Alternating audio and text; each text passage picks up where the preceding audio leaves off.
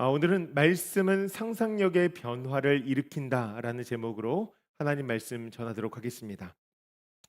여러분, 우리가 살고 있는 이 시대는 빠르게 변화되고 있습니다.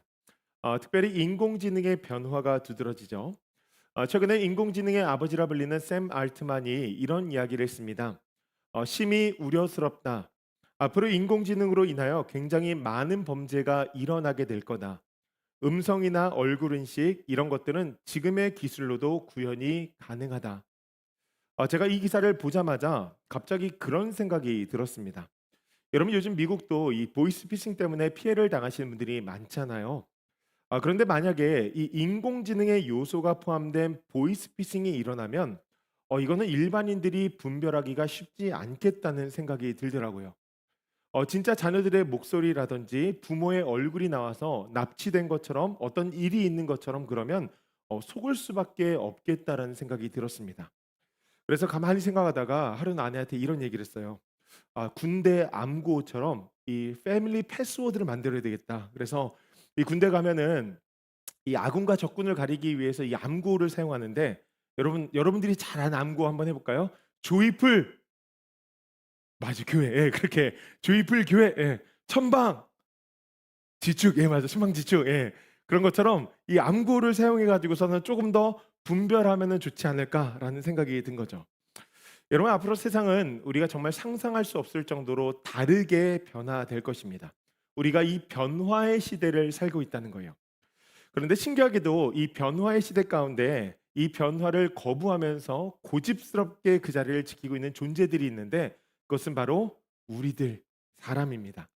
여러분, 그런 이야기 많이 들어보셨죠? 사람은 잘 변하지 않는다. 여러분, 신기하게 사람이 잘 변하지 않아요. 그런 자들에게 하나님께서 오늘 본문을 통하여서 뭐라고 말씀하시냐면 말씀의 능력은 사람을 변화시킵니다. 여러분, 믿으십니까? 말씀의 능력은 사람을 변화시킵니다. 할렐루야. 여러분, 이 역사가 우리의 삶 가운데 있기를 간절히 소원합니다. 여러분, 이 변화의 중심에는요 예배가 있습니다. 영과 진리로 예배하는 예배자, 하나님께서 찾으시는 영적 예배자가 된다는 거예요.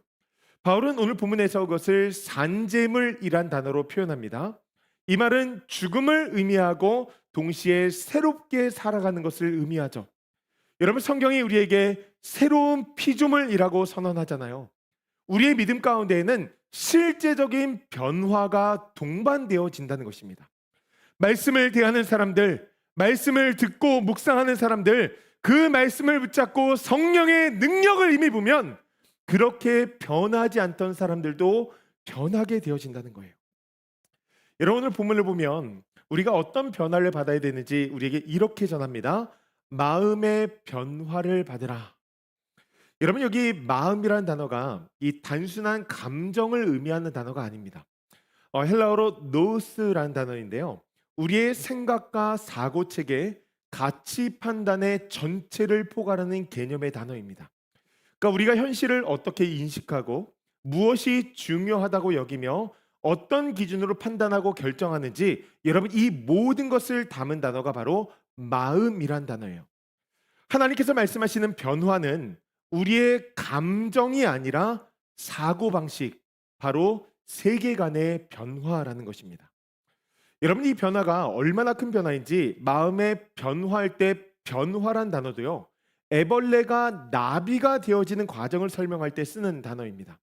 단순하게 수정되어지고 개선되어지는 것이 아니라 완전한 형태로 변화되는 것을 의미하는 거예요. 옛사람은 죽고 새사람이 되어지는 것처럼 하나님께서 부르신 새사람, 바로 예배자가 되라고 우리에게 말씀해 주시는 것입니다. 한 목사님은요 이것을 상상력의 변화라고 표현했습니다. 상상력의 변화. 여러분, 생각해 보세요. 애벌레가 상상할 수 있는 것이 있고 나비가 상상할 수 있는 것이 있습니다. 이 두 가지는요 완전히 달라요. 그처럼 세상 사람들이 생각하고 상상할 수 있는 것이 있고 크리스천들이 생각하고 상상하는 것, 여러분, 이것은 분명하게 달라야 된다는 거예요. 그처럼 말씀의 능력은 우리를 죄인이 아닌 의인, 새로운 피조물을 만드는데 그 핵심에는 바로 상상력의 변화가 있다는 것입니다. 여러분, 성경에 등장하는 믿음의 사람들을 보면요 대부분의 사람들이 그랬어요. 예수님께 시선을 맞추고 하나님 나라를 꿈꿨습니다. 여러분 당시에 하나님 나라를 꿈꾼다는 것이요 얼마나 허황된 일인지 아십니까? 나라는 완전히 망해버렸고 매일이 절망스러워요. 무엇인가 붙잡고 싶어도 소망을 붙잡기가 참 어렵습니다. 보여지는 것들이 하나도 없었다는 거예요. 그 보이는 것이 없는 상황 가운데에서 여러분 이 말씀 하나 붙들고 살아가며 보이지 않는 것들의 증거를 찾아가는 인생들이 바로 믿음의 사람들, 예배자들이었다는 거예요. 여러분, 우리 모두가 그런 거룩한 상상력을 가지고 하나님을 예배하며 살아갈 수 있는 주의 백성들 되어지기를 간절히 소원합니다. 오늘 하나님께서 우리에게 세 가지의 변화를 말씀하시는데 우리의 삶의 모든 영역 가운데 하나님의 선하심, 하나님의 기뻐하심, 하나님의 온전하심을 분별해야 된다는 거예요. 여러분 이것을 분별하기 위해서 우리가 해야 될 것이 있는데 그것은 바로 하나님의 선하심, 하나님의 기뻐하심, 하나님의 온전하심을 상상해야 된다라고 하는 것입니다.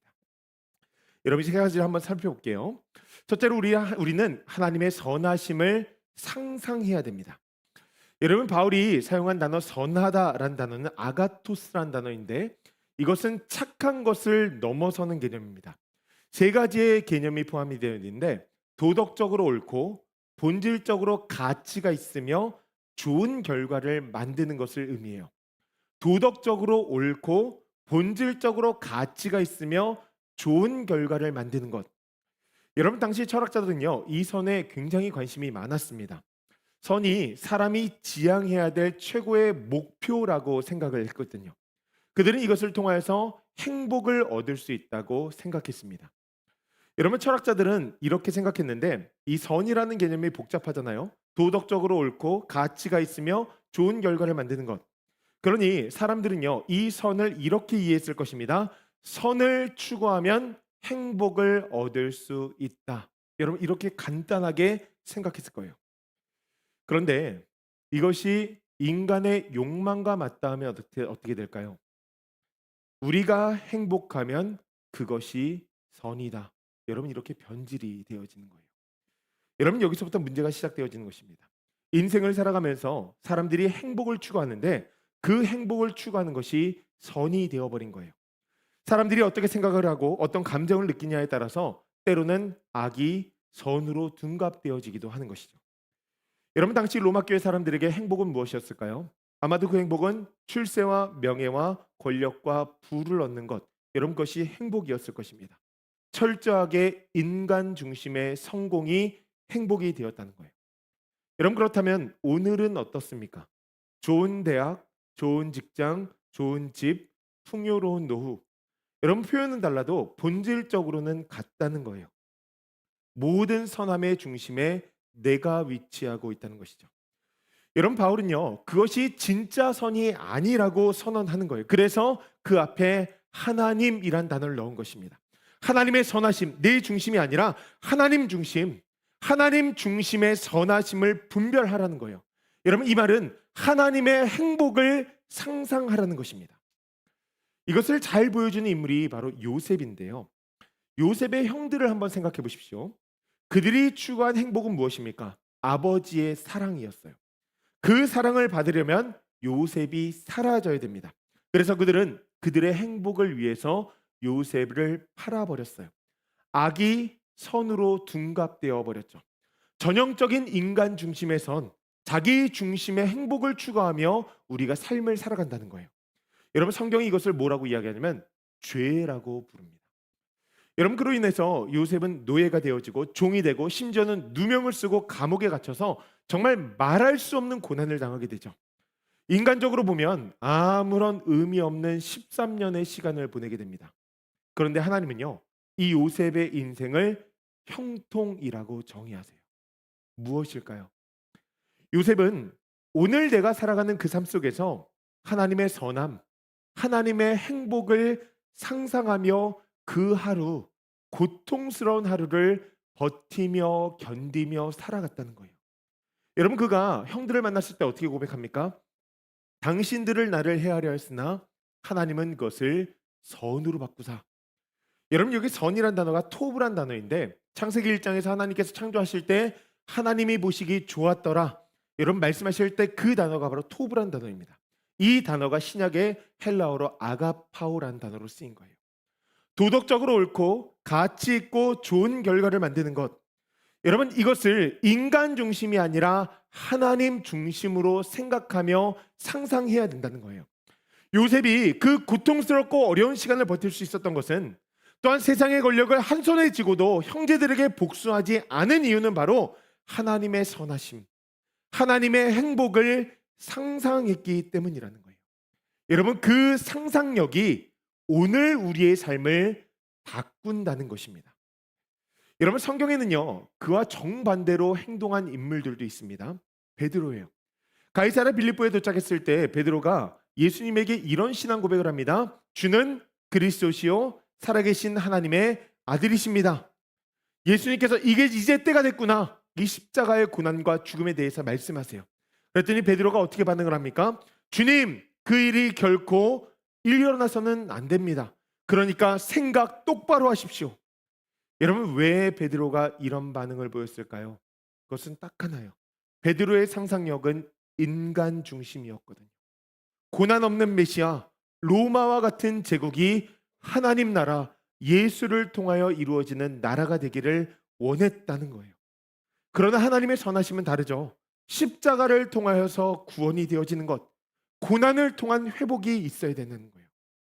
사랑하는 조이필교회 성도님들, 우리는 매 순간마다 선택의 기로 앞에 서게 됩니다. 세상이 말하는 선함, 내 만족과 유익, 내가 중심이 되는 행복을 쫓을 것인가, 아니면 하나님의 선하심을 상상하며 쫓아갈 것인가. 여러분 성령님은요, 우리의 상상력을 바꾸십니다. 하나님의 뜻을 생각하게 만들고, 하나님의 마음을 느끼게 만들고, 하나님의 시선으로 세상을 바라보게 만든다는 거예요. 그러니 크리스천의 삶은 다를 수밖에 없는 거예요. 눈앞에 손해가 있어도 그것을 견딜 수 있고, 지금의 고난도 그것이 끝이 아니니 그 고난을 견딜 수가 있는 거예요.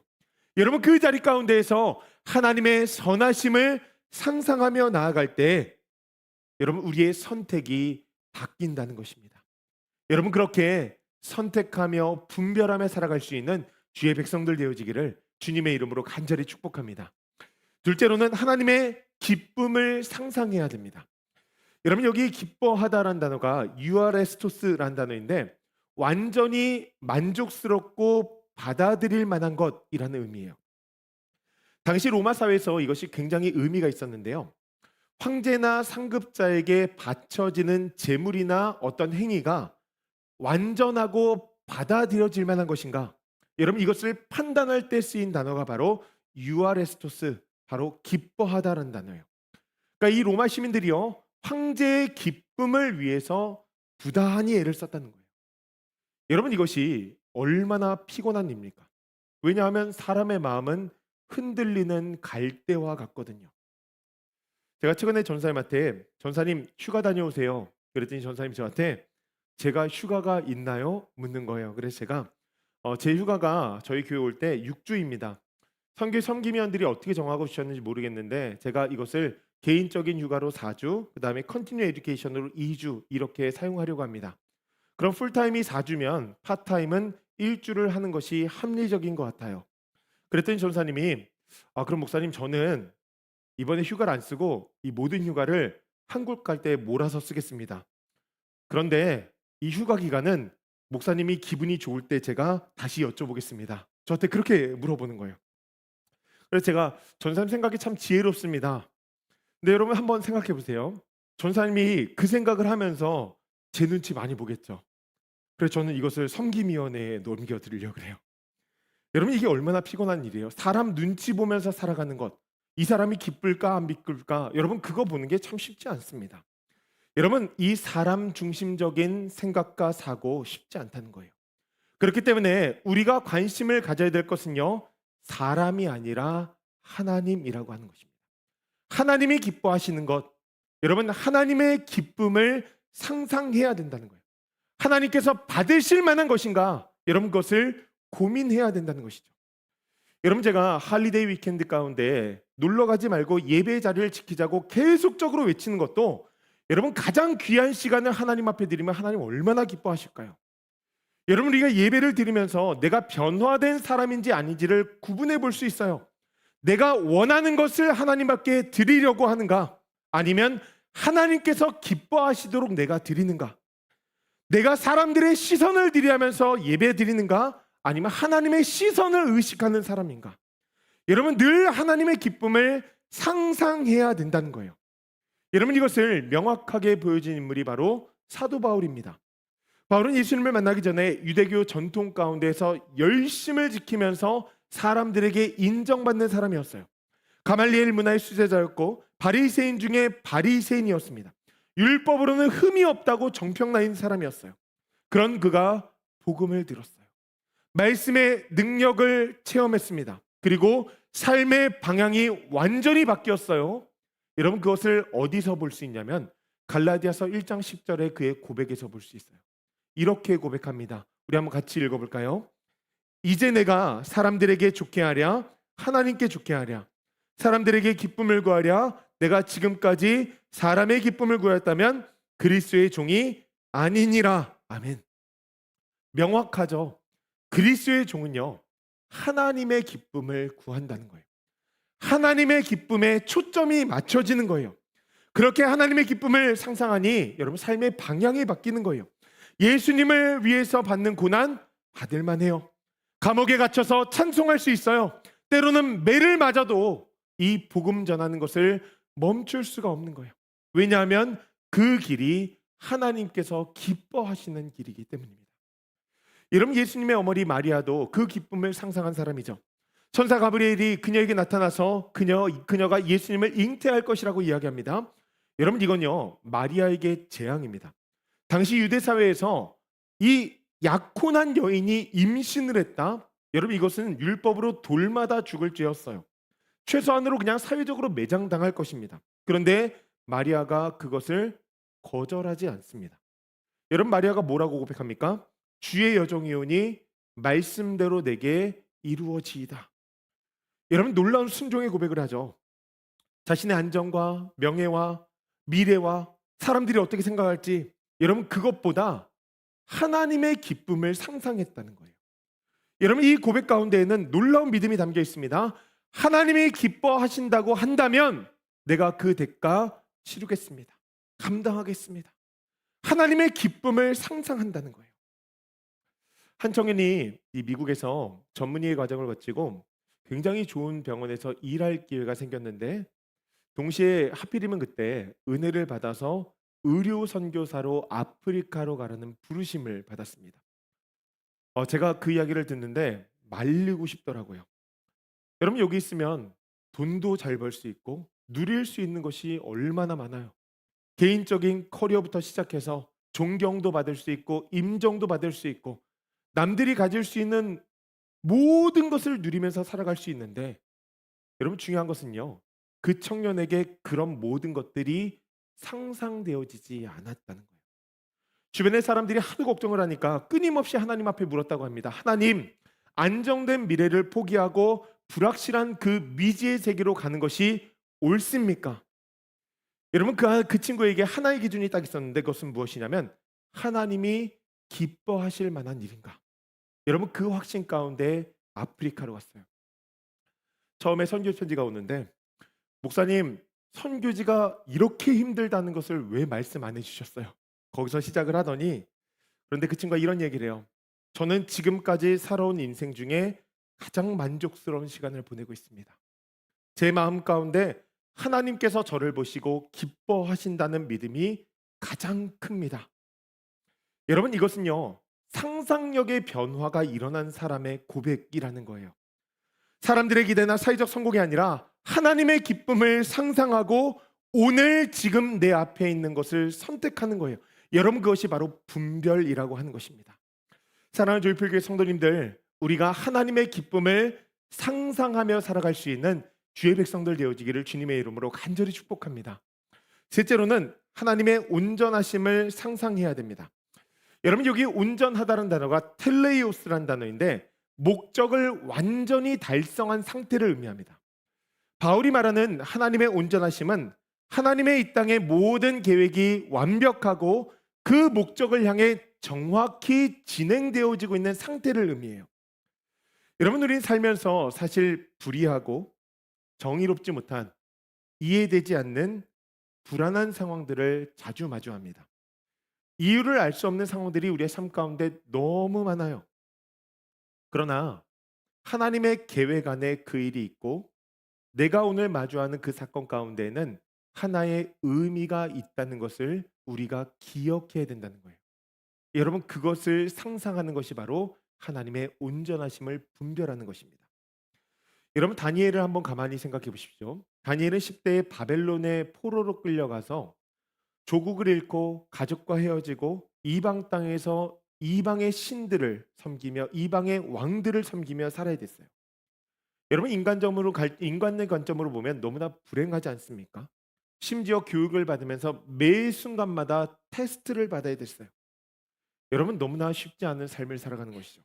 하지만 다니엘은 그 오늘의 고난과 고통, 어려움에 매이지 않았습니다. 하나님을 믿는다는 것, 하나님의 온전하심을 상상했다는 것. 하나님의 계획이 완벽하고 그 목적이 오늘 내 삶을 통하여서도 분명히 이루어질 것이라고 믿은 것이죠. 그러니 힘들어도 하나님의 사람으로 사는 거예요. 왕의 진미도 거부해보고 기도하면 사자굴에 빠진다고 해도 문을 활짝 열어놓고 하나님 앞에 기도하는 거예요. 여러분, 그것이 멈춰지지가 않는 것입니다. 왜 그래요? 하나님의 온전하심을 상상했기 때문에. 여러분, 다니엘이요 2장 말씀 가운데 그 왕에게 이렇게 고백합니다. 이 여러 왕들의 시대에 하늘에 하나님이 한 나라를 세우시리니 이것은 영원히 망하지도 아니할 것이요 그 국권이 다른 백성에게로 돌아가지도 아니할 것이요 도리어 이 모든 나라를 쳐서 멸망시키고 영원히 설 것이라. 여러분, 이거 하나님 나라에 대한 이야기죠.